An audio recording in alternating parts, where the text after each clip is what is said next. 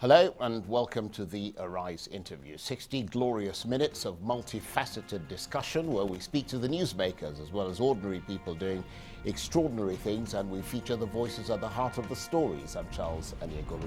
Coming up in the next hour, 7 people were kidnapped every day in Nigeria in the first 3 months of this year, according to police statistics. It's a wave of abductions that's raising fears across the country. But unlike kidnappings, which have a political dimension, such as those involving jihadists in the north or militants agitating against oil companies in the south, this wave spans every region and appears to be driven largely by economic hardship, cutting across every socio-economic class. The Nigerian police has responded by setting up an abduction response team. But how effective has it been? We'll speak to a respected Nigerian defense and security analyst. And later, a Nigerian academic brings his scientific training and experience to legislative business, capturing it all in a new book titled A Scientist in Parliament. It's about life in the Nigerian House of Representatives, written by a man who, though he spent time as a member of that house, has been less than charitable in his forensic examination and condemnation of many aspects of the Green Chamber.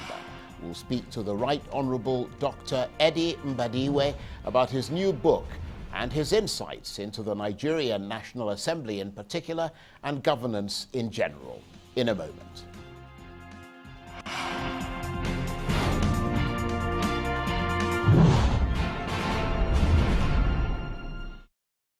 Now, if the statistics are to be believed, Nigeria is in the grip of a kidnapping crisis. Thousands have fallen victim to a rise in abductions by criminals and are having to pay millions of dollars in ransom. According to police statistics, 7 people were kidnapped every day in Nigeria in the first 3 months of this year. And in most cases, it's not the Islamist group Boko Haram operating in the northeast or militants in the oil-rich Niger Delta to blame. Instead, it's criminal gangs. One particular hotspot is the motorway between the capital Abuja and the major northern city of Kaduna. Hundreds of travelers have fallen victim there, and their families have been forced to pay ransom to secure their release. Many now prefer to travel by train. But some are also asking how long before the trains become insecure as well. In a moment, we'll analyze the latest kidnap statistics and we'll assess whether the police are fighting a losing battle against the kidnappers. But first, here's a spokesman for the Nigerian police force speaking about how they're trying to deal with this latest crime wave. If ransoms are not paid, if all Nigerians today could stand before Almighty God and say, we will not pay ransom again, and the kidnappers kidnap the first person, kidnap the second person, the third person, the fourth, the fifth, the sixth, the seventh, the eighth, the ninth, the 10th. And at the end of the day, no one is paying ransom. They will be knocked out of business. But like in every good thing that happens, there's always a sacrifice. So, but at the same, but the question is, who will bail the cats? So, yes, you can argue, and it is a cogent argument, it's a cogent reason, it's tenable, that if you fail to pay ransom, your relative might be harmed. I agree. But at the same time, you could also look at the other side. If we all continue to pay ransom willingly, without fighting back, without resistance, then we are indirectly setting the stage up for greater people to be involved in kidnapping. A ransom payment in itself is a big incentive for the criminal enterprise of kidnapping. And that's Frank Mbade, who's a spokesman for the Nigerian police. Well, for more on the wave of kidnappings across Nigeria, I'm joined now in the studio by the Nigerian defense and security analyst, Kabiru Adamu. Thank you very much indeed for coming in. Thank you. And just listening to Frank Mbade talk there, I was glad he actually mentioned the risks of not paying a ransom. Because, I mean, if you've got relatives and they're being held by kidnappers and people know that they kill people, I'd be very reticent about not meeting the demands that they want. Yeah, I mean, that's right. But then he's right also by mentioning that if we continue to pay ransom, then it will be the incentive for the kidnappers to continue, kidnapping, as it were. In June this year, I chair an association of security professionals. We released a report showing that about 100 billion naira has been paid as ransom for kidnapping incidences over a period of about 10 years. That's an extraordinary amount of money. Exactly. And then the danger in that's about 500 million pounds or something, isn't it? Now the danger in that, and it's not as if we have the total and comprehensive figure of all the monies that were paid. So it could be a lot higher. It could be a lot higher than that, because a lot of people pay without documenting it. Part of what Deputy Commissioner Imba didn't say is that the police themselves encourage the payment of the ransom. That's the risky part, isn't it? Exactly. Now, what happens if you pay ransom? Then an industry sort of emerges. Young youths, I mean, we know that about 40 million Nigerian youths are out of job. So all of a sudden, that notion that there's an industry where you can make money easily is available. And unfortunately, because we've not been strategic in responding to the kidnap threat, by this I mean the measures that are being taken are not doing three things. In the first place, they are not making it more difficult for the kidnappers to carry out their action. They are not making it difficult or forcing them to increase the effort with which they carry out that. And then secondly, the risk associated with that activity. And then thirdly, and which is the most important one, and it speaks to the ransom element that we're talking about, we are not making it impossible for them to enjoy the benefits of the ransom. Now, in every crime situation, those are the three things you should try to do to reduce that crime threat. Now, unfortunately, as a government, those three things are not being done. The statistics I keep shows that as at Friday last week, 699 cases of kidnapping for ransom incidences have occurred across Nigeria, and the trend. The pattern in that statistics shows clearly that the Abuja-Kaduna highway, Kaduna State specifically, Kogi State, and then of course states in the northwest, Zamfara. And there is one common trend in all of this, and this is the bandits that are operating in those areas. But why is it more prevalent in that part of the country? Although, in fairness, it is prevalent across the country, because I mean there are parts of the southeast that used to be pretty bad with kidnapping. That seems to have gone down considerably. The Niger Delta as well, you used to have quite a lot of people kidnapped there. What we're seeing more is more piracy, kidnappings on the high seas and so on. But why is it so prevalent in the northern part? It's a failure of, unfortunately, the security response. Right. They are able to carry out the kidnapping incidences without any repercussion, as it were. I mean, it's shocking when you hear in a place like the Birnin-Gwari route, between Birnin-Gwari and Kaduna and Ofuntua, as it were.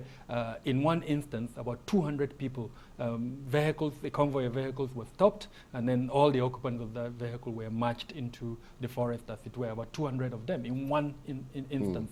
And that's how you have the same type of scenario repeating itself between the Abuja-Kaduna highway. Now, in terms of the commonality in those areas, there are ungoverned spaces, forested parts of those states. Quite big, open, big spaces, basically. Exactly. Yeah. And most of the victims of this kidnap for ransom incidences, when they are released and you interview them or you debrief them, depending on who you are, they tell you this: they are held in this ungoverned spaces. Yeah. And the reality is that they are ungoverned spaces. There is no quote-unquote government presence in those spaces. And of course, people tend to think of the North in a sort of homogeneous way, which it isn't. No. I mean, people think, okay, it's the Muslim North, and therefore there is a stronger moral ethical code in that part of Nigeria, and you'd think that there'd be less crime there. Part of the reasons why we've seen an increase in this particular crime, kidnap for ransom, is because the perpetrators, that particular subgroup, they may be Muslims as it were, but they feel they've not been, they are marginalized, quote unquote, the most commonly used political language in Nigeria. No education, no economic empowerment, and then unfortunately in the midst of all of that, we've seen an increase in weaponization. Somehow they had access to weapons, and then of course the other component of that, which is the left side of the argument, is that their economic mainstay, which is the herding that they were doing, was affected by cattle rustling. Right. So, in order to fend for themselves, they now... It's a survival thing in many ways. And I think the report also identified that a lot of it is economic hardship. But I mean, why has the motorway between Abuja and Kaduna in particular become a sort of notorious flashpoint for kidnappings and robberies and that sort of thing? Because Abuja, which is the capital city, I mean, I've driven on that road. Yeah, a couple of things. Firstly, let's speak about the target. The targets are usually motorists, and the idea is that these are, quote unquote, affluent. Right, coming from the capital. From the capital city right. back to Kaduna, and there is a lot of traffic, people commuting on that route. The second element, which is also important, is the topography of that route. Like I mentioned earlier on, it's forested. It's yeah, there are bits of it that have got sort of quite, fairly thick foliage. Thick forest, yeah. right? So they're able to, once they carry out the abduction, they go in there. And the third element, which is very important to mention, is the inability of the security agencies to go after them when they go into those forests. Whenever they are going to do that, they announce it, so they are prepared. Sometimes they hide or they disperse. And the police are like, well, I'm not going in there. Exactly. I mean, I don't know what's hiding. What's hiding behind right. there. And then the fourth one, which is also very important, and I say this with all sense of responsibility, the former IG of police conducted an investigation when he had, based on investigation, that there was collusion. I mean, allegedly, some of the police staff deployed along that route were colluding with the bandits.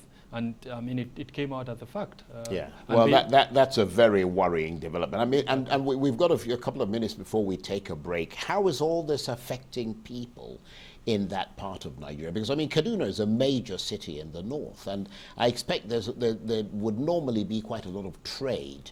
It's sort of the gateway into a part of the north. The north, exactly. So the most, I think, the impactful aspect that we can talk about is agriculture.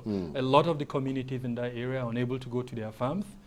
Because once they go, they are abducted. Nobody talks about that because, I mean, journalists are not even able to cover that. So that's the major one. It has affected food production because people can't go to their farms. In some instances, they can only go to a few kilometers outside the city areas. The second one is the constant security force operations that are ongoing in that area. So that is also impacting day-to-day living. The third one is people now can't travel as frequently as they used to. I'll give myself as an example. I do have... Well, actually, hold that thought, because I want to talk to you about how you now, because I know you often go up there, but we've got to take a break, but we'll continue chatting with you in a minute. You're watching the Arise interview. Plenty more still ahead as we continue our chat about the growing wave of kidnappings that's raising fears across Nigeria. Stay with us.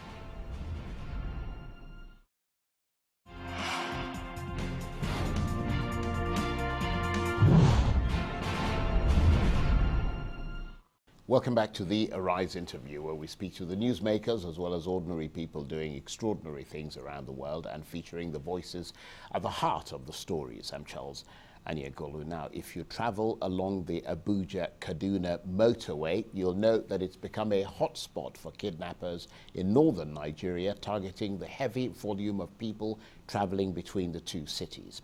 These days, the traffic on the Abuja-Kaduna highway has dwindled considerably as a growing number of Nigerians, desperate to avoid being kidnapped on the road, have turned to rail travel. The result is that what used to be a major transport route and a link road from northern Nigeria to other parts of the country has become a shadow of itself, with very few motorists, including those who travel with security agents, brave enough to test the mettle of the kidnappers. Well, with me in the studio to speak more about the wave of kidnappings across the country is the Nigerian defense and security analyst, Kabiru Adamu. And thank you for staying with us. So are you part of, you were talking about this just before we went on the break, are you part of the new wave of commuters who prefer to travel by rail rather than risk the Abuja-Kaduna motorway? Yeah, so I have business in Kano, and you have to travel by road through Kaduna in order to get to Kano. It's a distance of about 450, Right. 500 kilometers. So what I would do in the past is, go by road, travel through Kaduna, and then get to Kano. And in the past, I would probably go there twice in a month. But I can bet you in the last 2 years, thereabout, I haven't been to Kano by road. What I'll do is instead I'll fly. So there's a direct flight from Abuja to Kano.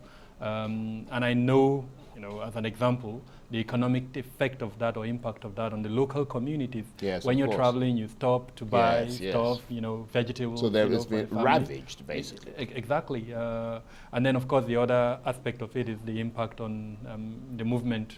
A lot of people now use the railway service, and it's not enough, unfortunately. So a lot of things are happening. You hear, sometimes the congestion in the railway stations, people getting injured. A corrupt ring has crept up that is collecting, more than the dues. Yeah. And then also tied to that is unfortunately the impact it is having in the communities that are near the rail lines. So much security operations are ongoing there that it's impacting their day-to-day life. Yes, no, of course. And it's not, I think the worrying trend here is that it's not just robberies or kidnaps. It's actually often a matter of life and death because people do get killed. So the number of persons that get killed, which unfortunately is not usually covered, is also very high. What the kidnappers do is, it's an industry. So, and we're told that it's because it's a gang, they divide themselves into groups. So those who plan it, those who procure the weapons that they use, and there's another group who feed, the kidnappers and then the victims themselves. And then for every victim, there is a value placed on that victim. Now, a decision is made at a point on whether the investment in that victim is worth waiting to recoup, or unfortunately, as it were, they get rid of the victim. That so every victim scary. goes through that cycle. At a point, the leader of that gang will make that decision. What we've invested in this victim, as it were, do we wait to reap the benefit of that investment, or is it a liability? And once it's tilted and it becomes a liability, the likelihood is that they will kill that person, unfortunately, and which is where the payment of ransom comes in. The point made by DC Deputy Commissioner of Police Mba about not paying ransom, to an extent I agree with him. It is not the role of the police to decide the policy on the payment of ransom.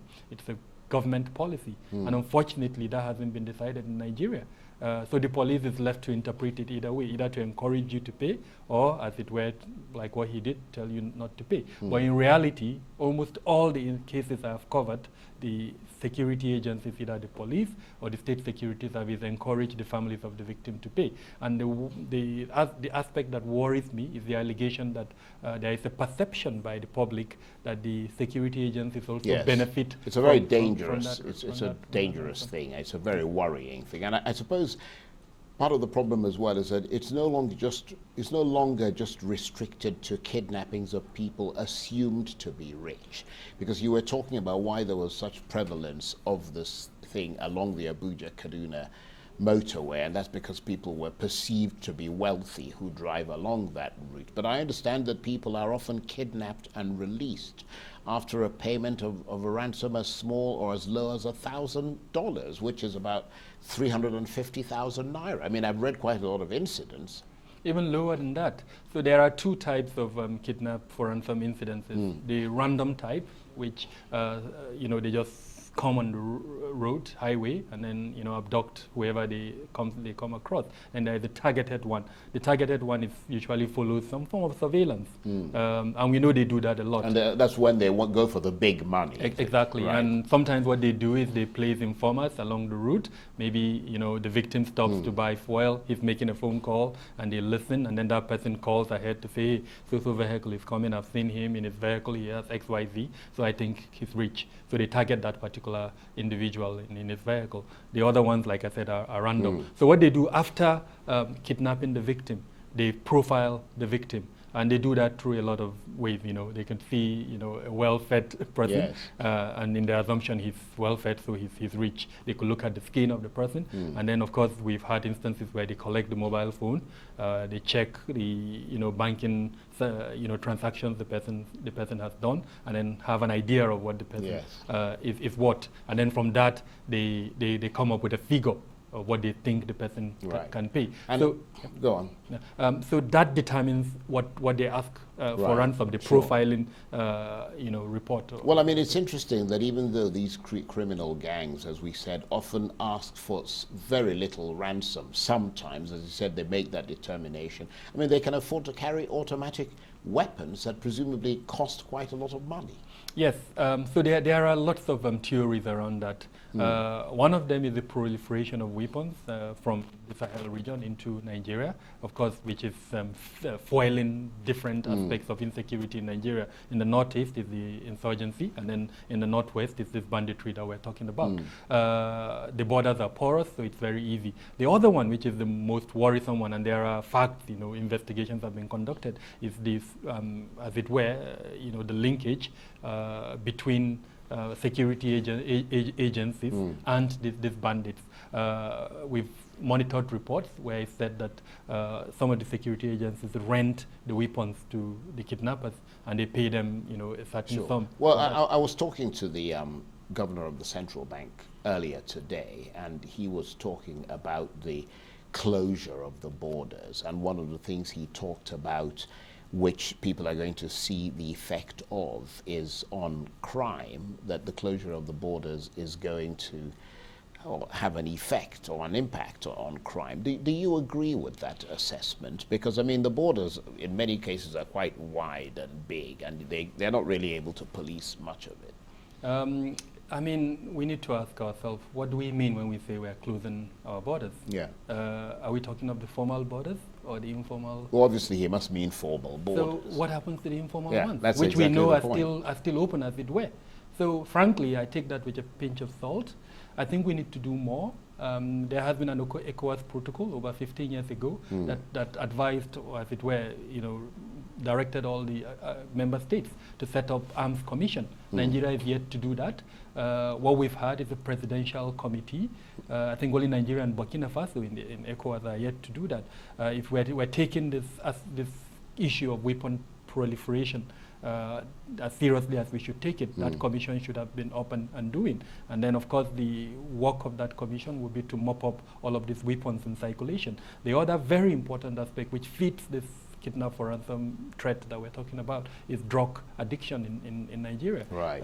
So those two things, we need to take them seriously. Of course, the entire criminal justice system, which is failing to punish offenders, is also a huge That's issue. a very good point, because that's a point I was going to raise now, to ask you whether or not, because I mean, every time you talk to the police, they say that their numbers have been reinforced on that motorway between Abuja and Kaduna.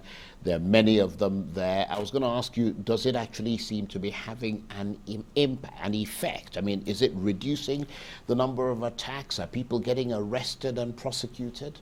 So the reality is this: when there is a political, as it were, pressure on them, you see the type of operations. So we've seen Operation Absolute Sanity under the former IG, and then currently we're seeing Operation Puff Adder, which I think is even dead, as it were. But when there was political pressure, we had a Puff Adder, and then periodically they announced the arrests of several of the so-called suspects. But what we don't hear is the prosecution of those suspects. And this is a failure of the criminal justice system. For some reasons, the police is unable to link those suspects with the actual offense that they have committed. And because they're unable to do that, they cannot convince the judges to now to prosecute them. So what you have are suspects who, unfortunately, sometimes, as it were, are left, in the prisons or in detention without being prosecuted, and that foils the other side of the story, which is that these are innocent victims. So the huge everyone is innocent until proven guilty. Right. And the effect is that the police has been trying to build what it calls community policing to encourage the sharing of intelligence from local community. And once there is that distrust, because out of those number of persons arrested, and a huge part of that number is innocent, as it were, and the community knows this. And then, of course, now they are no longer supporting what the police is trying to do. So the desire by the police to get intelligence from the local populace is defeated, as it were. So to answer your question directly, unfortunately, no. Any action that does not lead to deterrence is as good as well, we've got less than a minute to go. All this doesn't seem to be restoring confidence at all. People are still afraid to hit the road in fact, they're more afraid now than ever before, especially between Abuja and Kaduna. Number one thing, dominate that ungoverned space. The forested parts that we've talked about, those mountainous areas, dominate it. You can do it with technology, or if we don't have the manpower, but if we did, I would say deploy the manpower. We could come up with the forest guard system that other countries have, but dominate it in whatever way you want to dominate it. And so that's the answer to the problem, at least one of the answers. Second thing, set up that arms commission so that the weapons that are in circulation are mopped up. The third and most important one, build up the resilience of the local population within that region. Kabiru Adamu, always a pleasure to talk with you. Thank you very much. Thank you very much for having me. You're watching the Arise interview. Plenty more still ahead, including a Nigerian academic brings his scientific training and experience to legislative business, capturing it all in a new book titled A Scientist in Parliament. Stay with us.